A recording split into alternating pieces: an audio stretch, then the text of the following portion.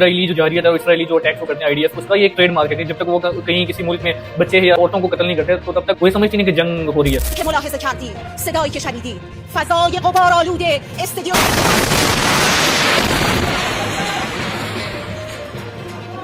रजीम change जब अगर तो हो जाए तो उसके बहुत सारे राज ऐसे सीक्रेट्स होते हैं जो कभी मंजर आम पर नहीं आते. लेकिन अगर कोई in the middle of रजीम change कोई चीज नहीं हो पाती, ठीक है ना, वो अगर रजीम चेंज फेल हो जाए तो वो उसके इतने भयानक असरात होते हैं ना पूरे खित्ते के ऊपर, और ऐसे ऐसे राज बाहर आते हैं. همیهنانه جمهوری اسلامی به پایان خود رسیده و در حال سقوط است.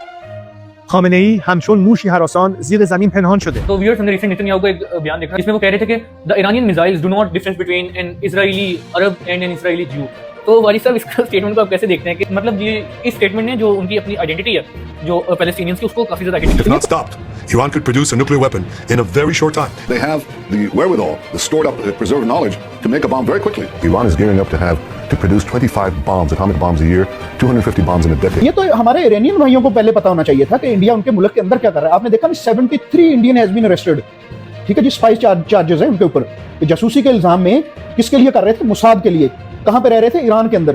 तो अब वो कौन लोग होंगे? वो सारे वेल ट्रेन्ड रॉ के लोग होंगे ना, एजेंट्स होंगे. که اون در این زمینه ضربه خواهد خورد به مراتب بیشتر است از اونچه که ایران ممکنه ضربه. तो डोनाल्ड ट्रम्प ने 3 ट्वीट किए, उसमें से पहली ट्वीट में उन्होंने कहा कि अनकंडीशनल सरेंडर ईरान को, और जो दूसरी ट्वीट की उसमें उन्होंने कहा कि we know where is the so called supreme leader of Iran is hiding. And जो तीसरी ट्वीट की उसमें उन्होंने कहा कि now we have control over all Iranian skies. And कह रहे थे कि ईरानियन जो टेक्नोलॉजी है वो बहुत अच्छी है but not as good as compare to United States of America. तो भाई साहब ये तो बहुत खतरनाक चीज है कि ऑयल फील्ड का आपको पता है अगर वहाँ पे हिट किया जाए तो जो ऑयल ने तो निकलना ही होता है वो निकलता रहता है, और लेकिन वहाँ पे आग बुझती नहीं है. जी बिल्कुल, आग बुझती नहीं, लेकिन रीजन पर असर पड़ेगा. वो जरूर है, आपकी बात में इससे एग्री करता हूँ, लेकिन देखिए जंग है तो एक दूसरे को नुकसान तो पहुंचाया जाएगा इसमें.